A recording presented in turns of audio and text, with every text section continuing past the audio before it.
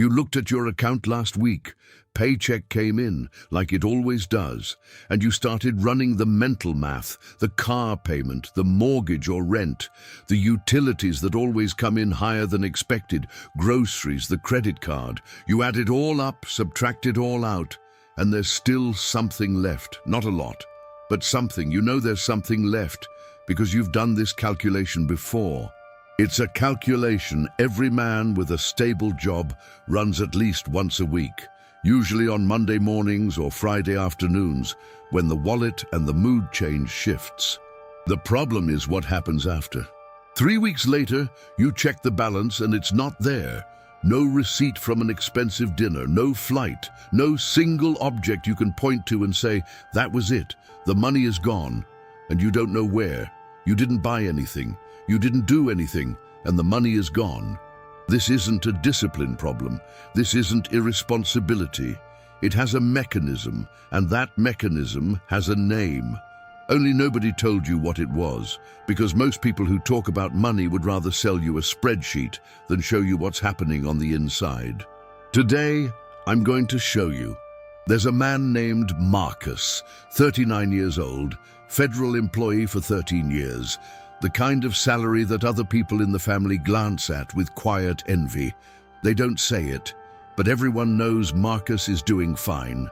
Marcus pays what needs to be paid, takes care of his family, doesn't borrow money, and has a house with his name on it. From the outside, Marcus made it. From the inside, the month ends short. Not because he spends on extravagance. Marcus doesn't go to expensive restaurants every week, doesn't travel every month, doesn't have a declared vice, not drinking, not gambling, nothing he can point to and say, this is the culprit. The money disappears differently, slowly, in purchases he doesn't even remember making. A subscription he no longer uses but forgot to cancel. A purchase on the app at 11 at night because the day was heavy. A phone plan upgrade that wasn't necessary, but that he approved with his thumb because he was already about to sleep, and the notification showed up on screen. None of those purchases cost much. Together, they cost the entire month. Behavioral economist Richard Thaler called this the mental accounting effect. The idea is that we don't treat money as fungible. A dollar is always a dollar mathematically, but psychologically, we create different accounts in our heads. Money from salary is one account. Money from a potential bonus is another.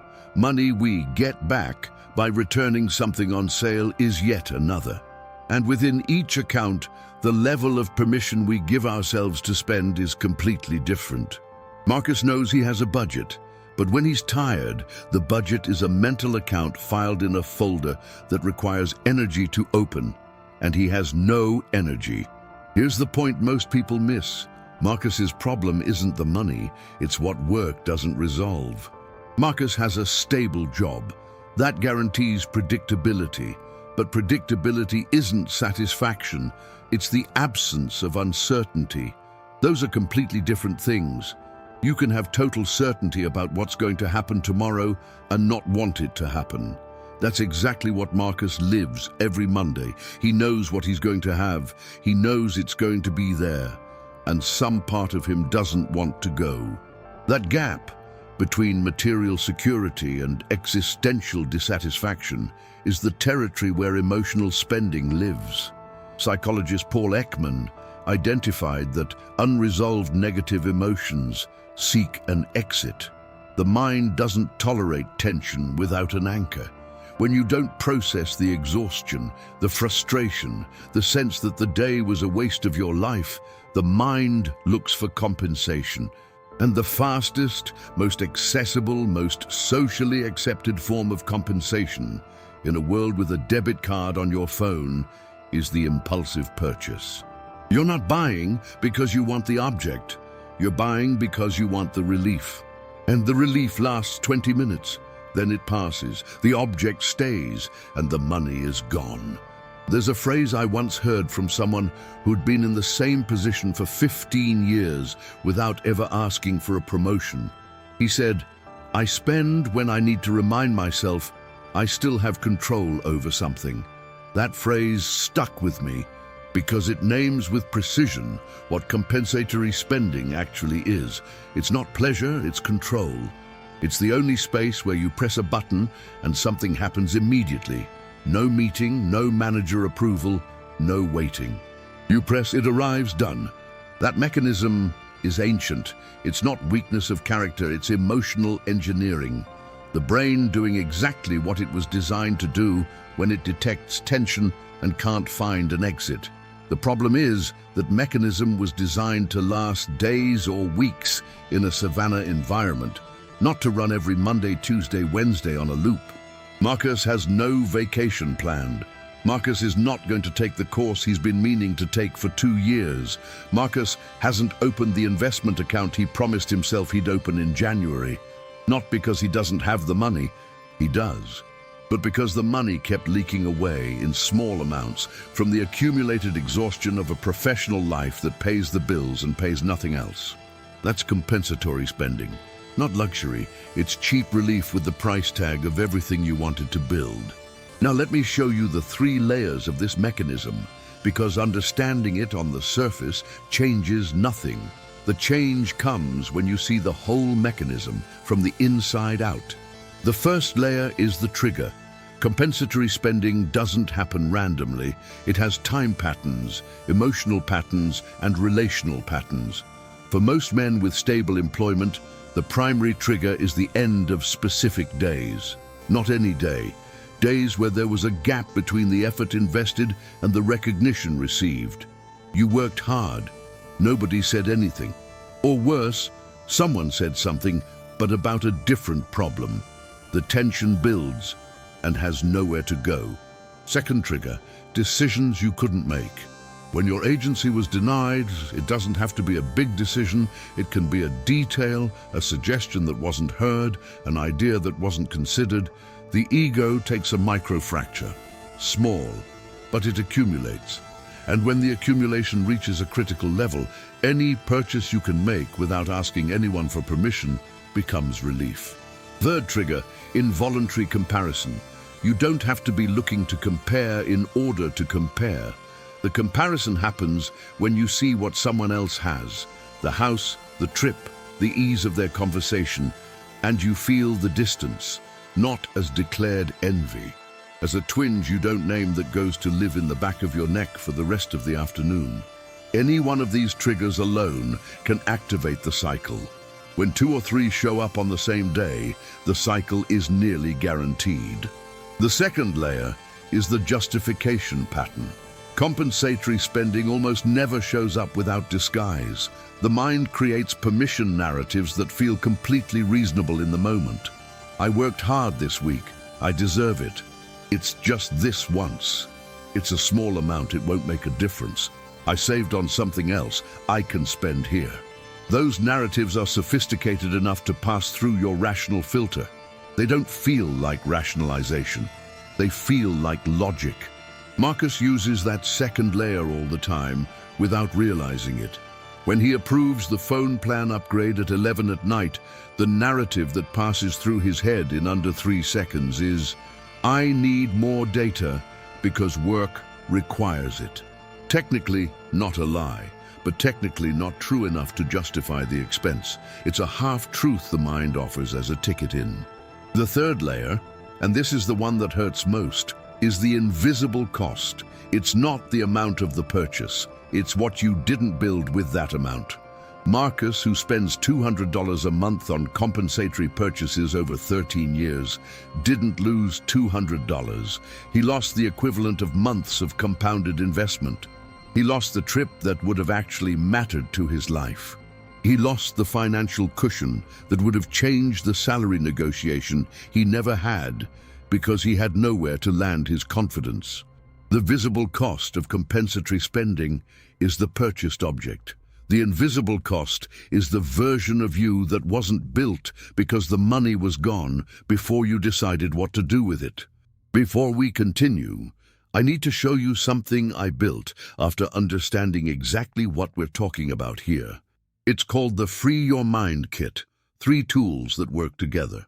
The ebook has 35 pages of real financial psychological diagnosis. It's not a savings tip, It's a map of the invisible patterns that trap men with stable salaries. The cost of stability calculator is an interactive tool. You enter your numbers and it shows you the real cost of not acting, in wealth, in time, in deferred freedom. And the Free Your Mind series is 3 audio tracks of 7 to 12 minutes, made to listen to when you wake up or before you sleep, working on identity, value, and action where knowledge alone can't reach. The 3 complement each other. The ebook creates intellectual awareness, the calculator creates emotional awareness, the audios work on identity. It's not a course, no subscription, lifetime access, everything for $9. The link is in the description, when you're ready. Back to what we were saying. Now let me walk through the resistance you're probably feeling right now as you listen to this. My case is different. I don't spend impulsively. I spend on things that are necessary. This is the most common resistance and the hardest to break, because it has 40% truth in it. You don't spend on declared nonsense. But compensatory spending rarely shows up as nonsense. It shows up disguised as necessity. The upgrade that was needed, the subscription that was useful, the purchase that was a good deal. Every compensatory purchase has a necessity justification, because the mind doesn't give permission for something that seems superfluous. It gives permission for something that seems reasonable.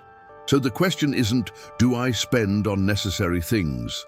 The right question is, was this purchase decided in a neutral emotional state, with time, with clarity, or was it decided at the end of a heavy day, in a state of exhaustion with a glowing screen?